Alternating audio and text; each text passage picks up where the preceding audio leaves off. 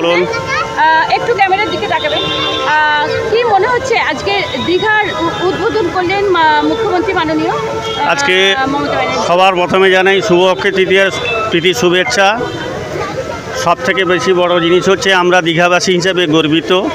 আজকে একটি মহতী দিনে আমাদের মাননীয় মুখ্যমন্ত্রী ওনার হাত ধরে দীঘা গিয়ে জগন্নাথ ধামের যে অনুষ্ঠানটি বা ধামের যে উদ্বোধন হলো, সেই ধামটি শুধু দীঘাবাসী নয়, সারা পশ্চিমবাংলার মানুষের কাছে এক বিশেষ নজির গড়ে দিয়ে গেলেন। যে নজির যুগে যুগে ধরে আমাদের দেশবাসীর অন্তরে আমরা আমাদের তার পরবর্তী যুগে এই ধাম কিন্তু চলতেই থাকবে, দেখতেই থাকবে। আচ্ছা, আমাদের চিন্তার একদমই বাইরে ছিল। এই জায়গা আজ থেকে 10 বছর আগে 20 বছর আগে কি ছিল আমরা তা দেখেছি।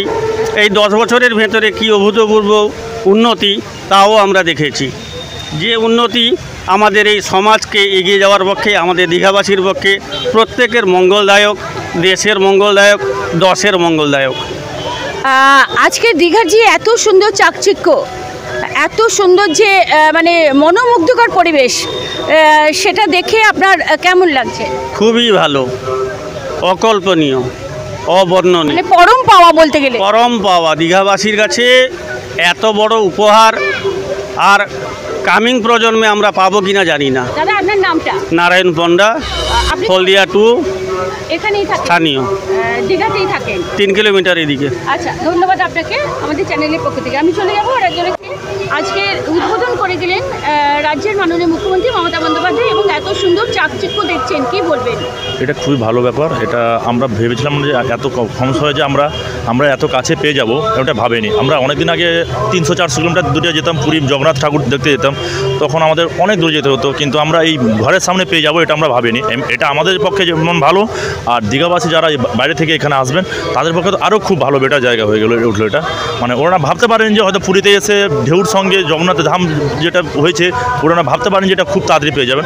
ওটাও খুব ভালো লাগলো। এটাও একটা পার্কের মতো ওটাও হয়েছে, অনেক টাইম স্পেন্ড এখানে করা যাবে, সবাই খুব আনন্দ পাবে এখানে যেটা হয়েছে। এবং সবথেকে বড় কথা কাছাকাছির মধ্যে, তাই না? খুব কাছাকাছি হয়েছে, এটা সবাই খুব আনন্দ পাবে। যেটা হয়েছে মাননীয় মুখ্যমন্ত্রী যেটা করেছেন সবার জন্য করেছেন, এবং ভবিষ্যতে আরও দীঘার আরও অনেক কিছু হবে, সেটা আমরা উপলব্ধি করতে পারছি। যেভাবে উন্নতি হচ্ছে আরও অনেক কিছু হবে আমার মুখে মনে হয়। আপনার নামটা? আমার নাম দেবাশী ভট্টনায়ক, আমি রামনগর বাড়ি, আমার থানা হচ্ছে রামনগর থানা। আপনি এই দীঘাতেই থাকেন? হ্যাঁ, দীঘাতেই থাকি। ধন্যবাদ আপনাকে আমাদের। থ্যাংক ইউ, নমস্কার।